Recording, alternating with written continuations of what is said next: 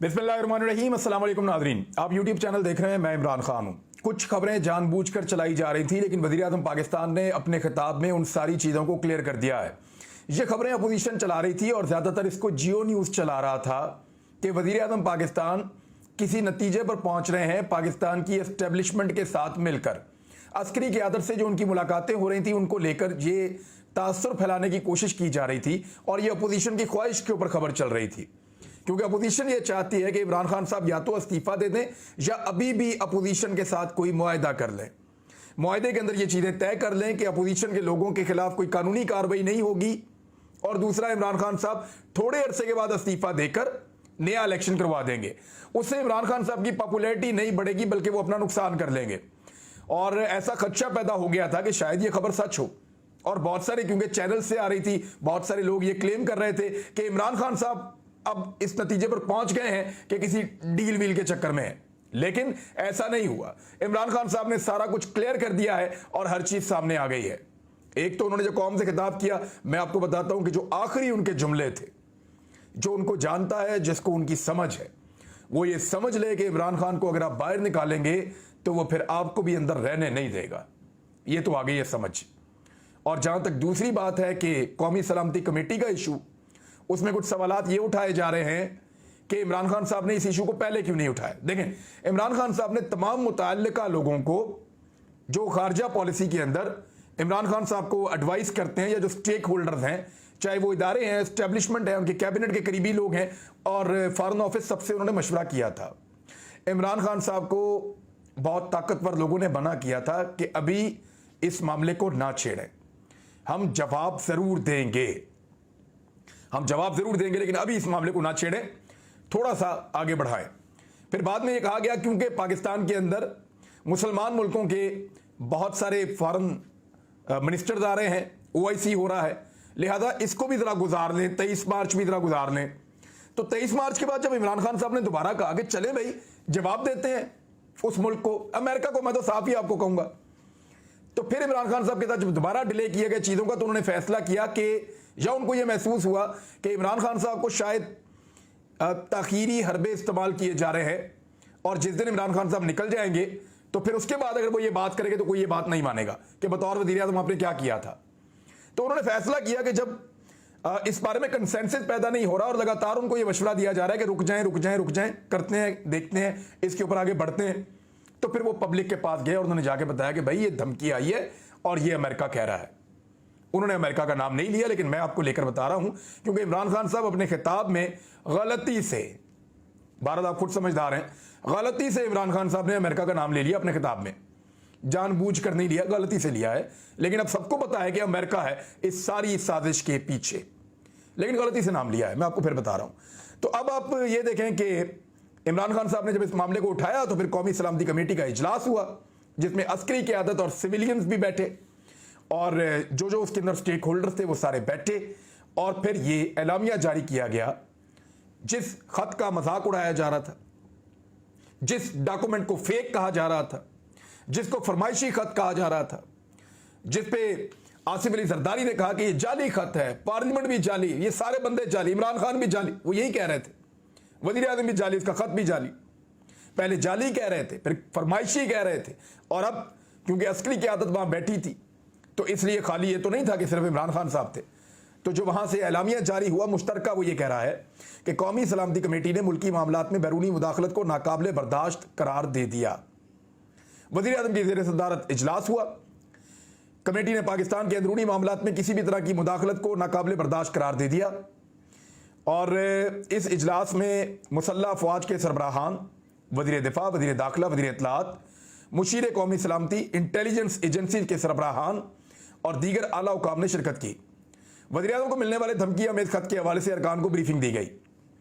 इजलास के बाद कौमी सलामती कमेटी की जानिब से एलामिया जारी किया गया, जिसके मुताबिक कौमी सलामती कमेटी को गैर मुल्की ऑफिशियल की पाकिस्तानी सफ़ीर से होने वाली बाज़ाब्ता बातचीत पर ब्रीफिंग दी गई।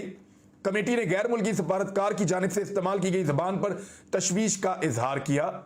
कौमी सलामती कमेटी ने पाकिस्तान के अंदरूनी मामलात में किसी भी तरह की मुदाखलत को नाकाबिले बर्दाश्त करार दे दिया और कहा कि पाकिस्तान की जानिब से सफारती सतह पर इस मामले पर एहतजाज किया जाएगा।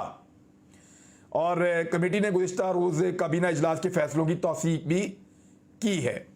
अच्छा, इसके बाद असद उमर साहब ने ही बताया, लेकिन बिलावल ये कह रहे थे कि इमरान खान साहब ने एक वजीर के जरिए से ये खत खुद एक सफारतकार से लिखवाया है, लेकिन अब क्योंकि पाकिस्तान के कौमी सलामती के इदारे भी, और ये एक रिकॉर्डेड डॉक्यूमेंट है, बाकायदा ऑफिशियल डॉक्यूमेंट है, इसको डिनाई नहीं किया जा सकता। बाकायदा दोनों तरफ से बैठकर ये चीज़ें लिखी जा रही होती हैं ऑफिशियल्स की मौजूदगी में। लिहाजा ये अब क्लियर है। देखें, जो लोग बात कर रहे हैं कि इमरान खान एनआरओ मांग रहा है, या इमरान खान हार मान जाएगा, या इमरान खान कोई डील लेकर थोड़ा अरसा अपनी हुकूमत बढ़ाकर इलेक्शन में चला जाएगा, अर्ली इलेक्शन में असम्बलियां तहरील करके, वो सब झूठ है। झूठ कैसे है मैं आपको बताता हूं। इमरान खान साहब को इस वक्त ऐसी किसी चीज की जरूरत नहीं है। 2 महीने बाद हुकूमत गिरती है तो अब क्यों ना गिर जाए।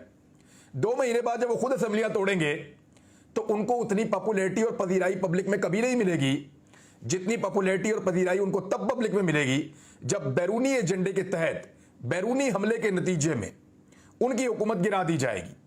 तो गिराने वाले विलन बन जाएंगे और इमरान खान साहब हीरो बन जाएंगे। तो उनको तो सूट करता है कि हर हाल में उनकी हुकूमत को गिराया जाए। अगर वो बचे तो नंबर गेम के अंदर बचे, गिराने की कोशिश पूरी होनी चाहिए। हमला होना चाहिए, हमले से बच जाए या ना बचे, लेकिन हमला होना चाहिए। ये कोई सुलह सफाई या डील नहीं होनी चाहिए। वो इमरान खान साहब को सूट नहीं करती। हां, वो उनको सूट करती है जो इस सिचुएशन से बचना चाह रहे हैं कि ये एक बैरूनी एजेंडे के तहत पाकिस्तान में हुआ। जब ये हो रहा था तो तब आपने क्या किया, या रियासत में आप लोग जिम्मेदार थे, आपने इसके नतीजे में क्या किया। अब वो लोग अपनी चीजों को, अपनी स्किन सेव करने के लिए वो ये कह रहे हैं कि कोई बीच का रास्ता निकाल लें, लेकिन इमरान खान साहब ने साफ कहा कि कोई बीच का रास्ता नहीं है। कौमी सलामती कमेटी ने, इसके अंदर फौजी भी और सिविलियंस भी सारे मौजूद थे, उन्होंने तस्दीक की है इस लेटर की। ना सिर्फ तस्दीक की बल्कि उन्होंने इसको मजम्मत भी की और यह भी कहा कि अब इसके ऊपर जवाब दिया जाएगा। 10 तारीख को मेरे इमरान खान साहब ने कहा था कि मेरी बड़ी ख्वाहिश है कि हर हाल में इसका जवाब दिया जाए, और मैं ये चाहता हूं, और मैंने तमाम स्टेक होल्डर्स को यह कहा है। लेकिन उन्होंने तुम्हें बताया था किसने उनको मशवरा दिया, लेकिन उन्होंने कहा कि मुझे अभी कहा गया है कि रुक जाएं थोड़ा सा। तो उनको बहानों से रोका गया था, लेकिन अब वो रुकने वाले नहीं हैं। उन्होंने इस मामले को उठा दिया है और अमेरिका का नाम उन्होंने ले लिया, गलती से लिया है। मैं आपको फिर बता रहा हूं, इमरान खान साहब ने गलती से लिया। खिताब में उन्होंने क्या कहा, जरा ये सुने आप। एक तो उन्होंने जब खिताब शुरू किया तो आज उनका सारा खिताब, एक्चुअली वो 3 चीजें हैं जिनके ऊपर उन्होंने पाकिस्तान तहरीक इंसाफ की 25 साल पहले बुनियाद रखी थी। नंबर 1 चीज इंसाफ, नंबर 2 इंसानियत, और खुद मुख्तारी नंबर 3 थी। अब खुद मुख्तारी वाले पोर्शन के ऊपर वो रहे आज। उन्होंने कहा कि खुददारी आजाद कौम की एक निशानी होती है।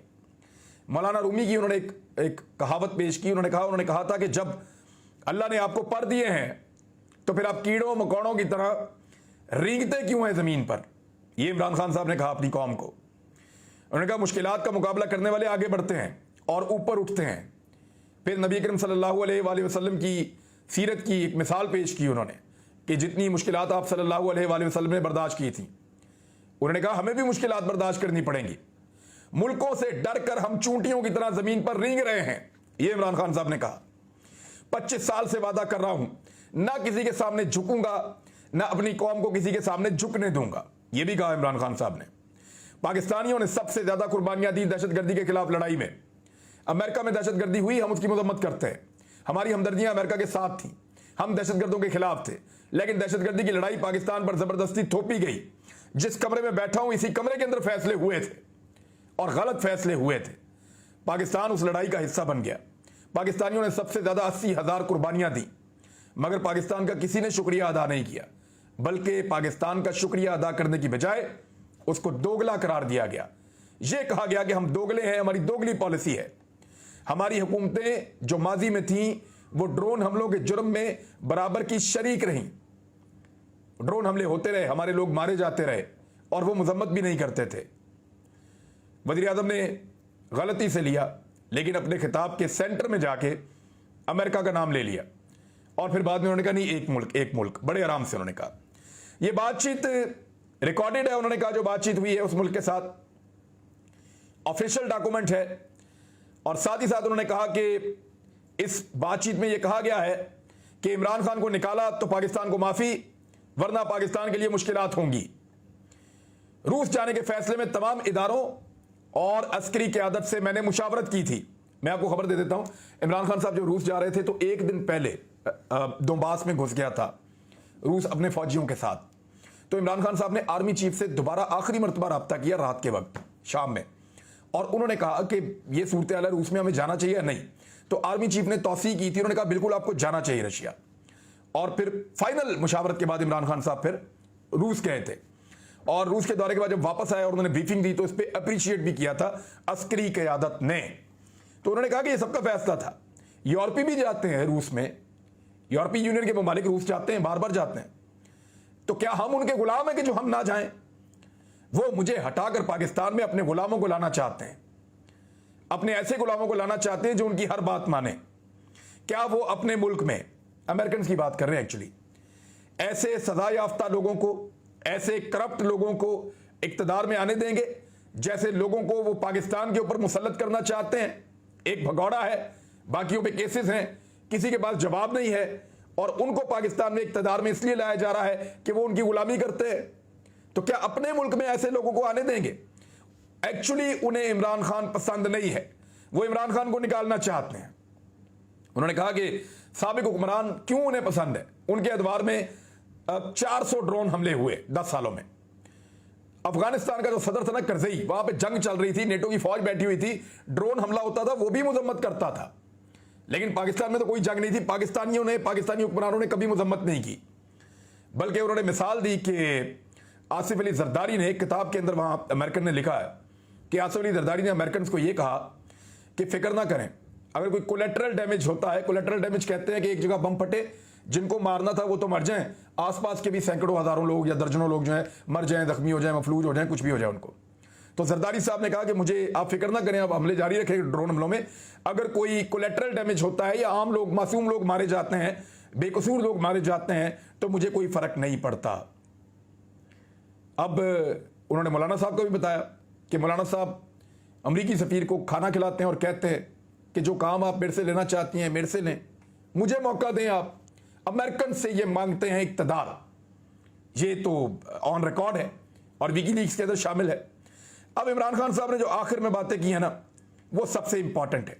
एक तो उन्होंने खिताब किया अपने लोगों से और अपने लोगों को यह बताया कि आपके लिए कोई हालात अच्छे नहीं आ रहे। इमरान खान साहब ने कहा कि अगर किसी को लगता है कि मैं इस्तीफा दूंगा तो याद रखें, मैं इस्तीफा दूंगा, मैं कभी हार नहीं मानूंगा। कौम आए और देखे कि कौन कौन जमीरों का सौदा कर रहा है। यह एतवार वाले दिन जब वोटिंग होगी, उसके लिए इमरान खान साहब ने कौम को कहा कि आ जाएं और आकर देखेंगे यहां पे कौन कौन अपने जमीरों का सौदा कर रहा है।